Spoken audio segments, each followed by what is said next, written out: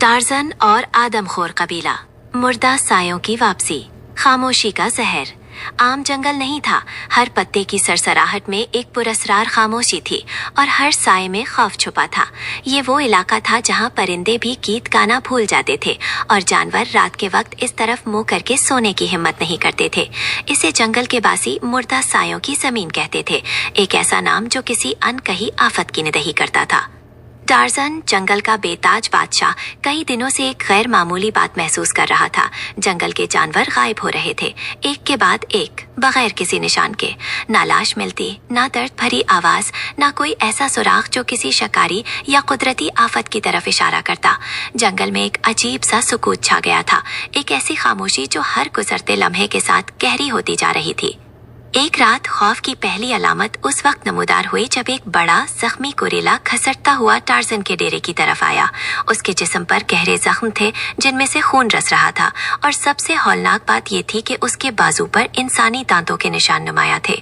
निशान ऐसे थे जैसे किसी ने नोच नोच कर गोश्त खाया हो।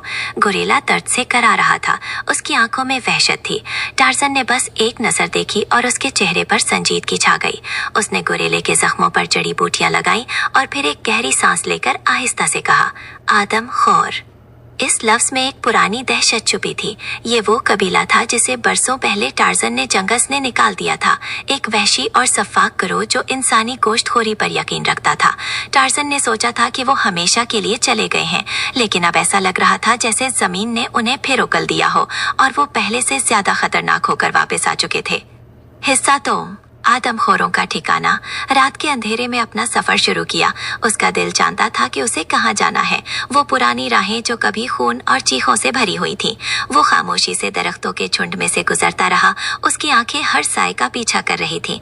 बलाखिर वो उस इलाके में दाखिल हुआ जिसे कभी आदमखों का गांव कहा जाता था। ये कोई आम गांव नहीं था। हर पर खुश्क खोपड़ियां लटक रही थी जिनकी खाली आंखें जंगल की वहशत की गवाही दे रही थी। जमीन पर सूखा हुआ खून जगह जगह फैला हुआ था जो पुराने जराइम की याद दिला रहा था और आग के गिर्द इंसानों की हड्डियां बिखरी पड़ी थीं। फजा में कच्चे गोश्त और जली हुई लकड़ी की बू फैली हुई थी जो दिल में खौफ पैदा कर रही थी। इसी लम्हे एक मध्यम गूंजती हुई ढोल की आवाज गूंजी, ढम ढम ढम। यह आवाज जंगल की खामोशी को चीरती हुई आ रही थी, जो किसी रस्म या जश्न की निशानी थी। टार्ज़न ने देखा, दर्जनों आदमखोर, चेहरे पर सुर्ख रंग के शैतानी नकुश बनाए, हाथों में नोकीले नेज़े थामे, जंगली चीखते हुए आग के गिर्द जमा हो चुके थे। उनकी आंखों में एक वहशी चमक थी और उनकी जबानों पर खून का जायका।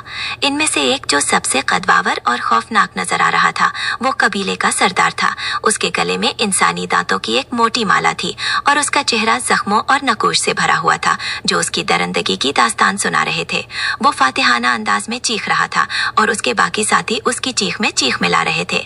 टार्ज़न को एहसास हुआ कि वो पूरी तरह फंस चुका है। उसने सोचा था कि वो छुपकर उनका जायजा लेगा, लेकिन इससे पहले कि वो कोई मंसूबा बनाता, उसकी मौजूदगी भांपी जा चुकी थी। तुम्हें लगा था कि तुम हमें खत्म कर दोगे? हम मौत के साए हैं, हम वापस आ चुके हैं। टार्ज़न ने एक पल भी जाया नहीं किया। वो शेर की तरह उन पर झपटा।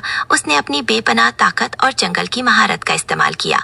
2 आदमखोर उसके पहले ही वार में जमीन पर गिरे, लेकिन तादाद बहुत ज्यादा थी। हर तक नेज़े और लाठियां बरस रही थी। टार्ज़न ने कुछ देर मुकाबले